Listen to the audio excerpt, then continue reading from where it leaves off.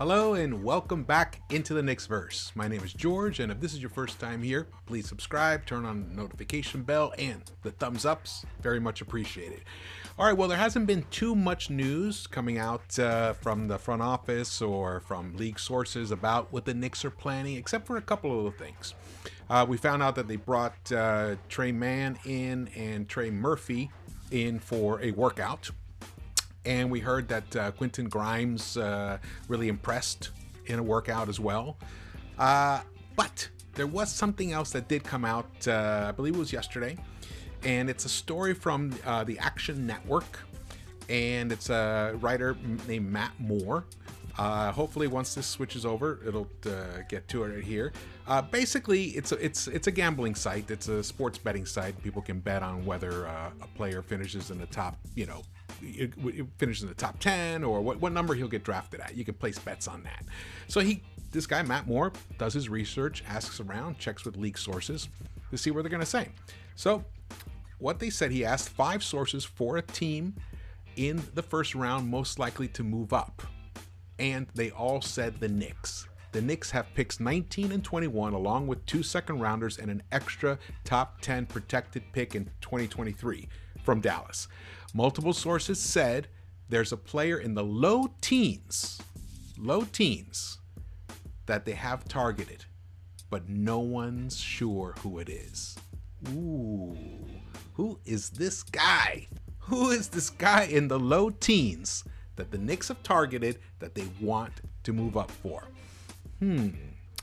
Well, I did that, the mega mock draft to give you an idea of where players would fall in, and you should definitely check that out. It'll help you get a frame of reference what I'm going to be talking about. So what I've done is I have looked at the list of what players make sense that might be in that low teens, which is basically the 13th pick to the 15th pick. That's the low teens. 16th would be in the middle. 17th, 18th, and 19th is the upper part of the teens. So when you say low teens, I'm going to be specific about it. I'm going to take them literally. So 13th to 15th, which those are the teams. The 13th pick is Indiana. 14th pick is Golden State, and that's their second pick. And the 15th pick is the Washington Wizards. So the Knicks are probably looking at trying to trade up, swap with those guys. All right. So, what kind of players are we talking about here? So we remember what Thibs said. He wants players that, wings and guys that can shoot. Boom. Okay. Number 2 is we know that Thibs isn't that high on playing rookies just to play them. He'll play them. I mean, he played quickly. And he gave him substantial minutes, 20, I think he averaged 20-something minutes a game. And Obi, Obi, unfortunately, he didn't average as many minutes as we'd hoped. He averaged 10 to 11 minutes a game. But, in the playoffs, he did average a little more than that. So, taking that into account, and if they're going to trade up for a player, it must be somebody that they feel can contribute next season. So, let's look at, so these are the criterias that we're looking at here. All right, so what I've done is I've created a bracket of sorts where I've taken the 8 players and I've put them in a tournament bracket and we string it out to see who ends up at the end. Now, mind you, this is more for fun. It's not meant to be taken totally seriously because the rankings are kind of irrelevant. What I did was I ranked them in order of where they were in the total aggregate mock draft that I created. So number 1 was Davion Mitchell, finished number 1. And as you see, Trey Murphy didn't even make the top 30 back then. So he'd be 8th. So, and you see Moses Moody was 2nd, Kispert was 4th, Bouknight actually was 3rd. Yes, Bouknight was 3rd, Sharife Cooper was 7th, and Duarte 6th. So, I've bracketed them here a little bit. We're going to have some fun here. We're going to walk through the kind of the logic of who they might be actually targeting. Now, honestly, there's argument for all of these 8 guys, actually, for different reasons. Davion, for example, it's hard to gauge because he had a pretty wide range. So people were saying having him going as high as 7th or 8th. But you know what? You never know. He could be slipping. And it's like Murphy. Murphy's rising. Some people have him now in the, like the high teens, low 20s. So maybe he's even skyrocketing even further. Maybe that's the intel that the Knicks have, is that he might be going up as high as 13th. So, they're keeping an eye on these guys. So, and Kispert's another one who may be falling. Bouknight, we know he's been soaring up the charts. Yeah, he's been getting a lot of love. I mean, for all we know, he could be cracking the top 10. That guy. Duarte, he's so ready to go that you never know. There might be teams like in Indiana, for example, who are looking at him at the 13th pick. That the Knicks have also targeted. Remember that they have targeted a specific player. So we're talking about something real here. Sharife Cooper, we've heard a lot of rumors about him. So he's been rising up the draft ladder. And then Moses Moody, who, I put out a video about trading up for Kispert and Moody. And of course the dream scenario, which was Jalen Suggs. That was a total pie in the sky. It was mostly for fun. But so we see. So now we look at, okay, all right, so how is this going to break out? Let's go. Davion Mitchell and Trey Murphy. I mean, to me, this one's kind of a no-brainer. Davion Mitchell would probably be selected over a Trey Murphy. So I'm not going to really spend too much time thinking too hard about it. And the next one would be Moses Moody and Sharife Cooper. Now, in this one, I have a hard time believing that the Knicks would trade up for Sharife Cooper. Despite his amazing passing ability and his high assists rate, just a guard that might actually be under 6 feet tall, who is not really known for his defense and doesn't shoot the lights out, I just can't see trading up for him. If they keep their picks and he's there at 19 or 21, yeah, why not take a flyer on him? But I just can't see trading up for him.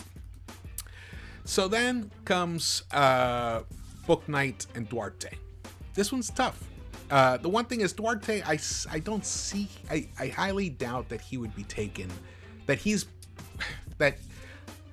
rising up the draft board so much that he's going to reach the low teens. I don't know. I think he's another one who's going to be there in the high teens, actually.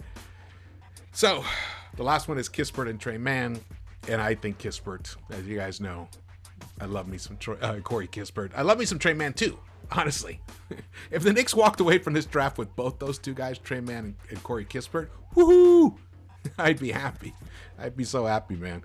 All right, so here we are. Here's our next four, the final four, we call them. Davion Mitchell, Corey Kispert, James Bouknight, and Moses Moody. Again, any of these four could be the one they're targeting. And honestly, other than maybe one of them, I'd be really happy with. One of them, I think trading up for them, it's a risk, and let's just go at it. Moses Moody and James Bouknight. The further research I've done on Bouknight, he takes some time off on the defensive end. Now, it could be because he had to carry the load for Connecticut offensively. He just needed a breather, but he doesn't show tremendous defensive tenacity. So that's one thing. It'd be hard for me to believe that the Knicks, with Thibodeau as their coach, would trade up for someone who there's a question mark on him defensively. So, in this particular battle between Moses Moody and James Bouknight, I'm going to give it to Moody. All right, the next one, Davion Mitchell and Corey Kispert, is interesting because this is a battle of the NCAA final, where Davion got the better of Corey, or of the better of the team. Davion's defense was tremendous in that finals. Kispert, Kispert actually did contribute. He did end up playing well. He just got off to a bad start, but I'm still going to give it to Corey Kispert. And here is the reason why. I think if you're going to, unless the Knicks have some tremendous intel on Davion, which they could, because Davion checks off a lot of boxes. Number one, I like that both these guys are older, meaning they're going to be ready to go, ready to contribute next season. Kispert is, in my opinion, by far the best shooter in the entire draft. So that's a tremendous thing to add to your team that was desperate for offense. And the thing is, he can score many different ways. He's not just a catch and shoot guy. He's a transition scorer. He can get to the hoop. He has good size. Very quick release. He shoots with people in his face. He's a bit fearless when it comes to it. And he's actually a decent defender, adequate defender. Davion is a superior defender. We know that. I mean, that guy's a tremendous one-on-one defender. But the thing is, the free throw shooting. The free throw shooting is a bad indicator. You want to minimize as many negatives of a prospect as possible, especially when you're trading up for him.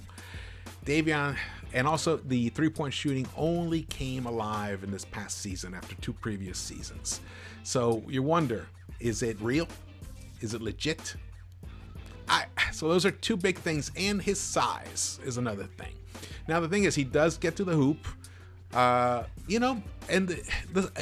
I have less of an issue with his size than I do with other players. But in this case, I value the ability that Corey Kispert has to shoot and to play within the team structure more so than the negatives that Davion has. So in this particular case, I'm going with Corey Kispert. So it comes down to the final 2 that I've been talking about all this time. And, partly this is, I did a lot of research on these 2 guys and I have a big bias for them. I actually believe that both these guys have all-star potential. Maybe a season or 2 where they reach the All-Star or just below the All-Star. Corey Kispert could end up leading the entire NBA in three-point shooting accuracy and frequency, for all we know. Moses Moody is such a versatile defender. His wingspan is tremendous. He's 6'6" with a 7-foot wingspan, I believe, or something close to that. Fabulous defender. And he's got a really good mid-range game. He doesn't get to the hoop as efficiently and as effectively as we'd hoped. But I mean, actually, I'm of the opinion that he doesn't. No one knows what his ceiling is. A lot of people try to minimize him. I think this guy could really pop. So the guy who can pop, or the guy who's definitely going to deliver. That's a tough one. Those are tough to pick between. Oh boy. Now again, this is all in fun because any of these 4 really, I could see the Knicks seriously trading up for. But for my number 1 guy, if this computer ever switches over, there it is, Corey Kispert. That's right. I want the Knicks to trade up into the low teens for Corey Kispert. That's my preference, but I think there's a good possibility he might be the guy that they have targeted, because he's a guy that originally was slotted to go in the top 10, but maybe because of age and maybe because of, the way some of these other players are climbing up, like Bouknight, like Kai Jones, Keon Johnson. There's a lot of other guys that they're soaring, and also there's a lot of foreign players that are soaring up the charts too. The guy Garuba, So I think Corey, there's a chance he slips down a little bit, and the Knicks can just jump up and grab him. Either way, this is my thoughts. I'd love to hear your thoughts on who the Knicks actually might be picking for this, or who might be targeting to move up in the draft, and at what spot. It'd be really interesting. All right, well, thanks so much for watching this. Again, thumbs up, subscribe, and more videos to come. We got less than 10 days before the draft. Ooh, and then free agent starts a few days after that. Man, this is going to be fun. I'm so excited. I really have it's hard to judge what the Knicks are going to do. And I like that they're trying to keep it quiet. All right. See you around the Knicks-Verse.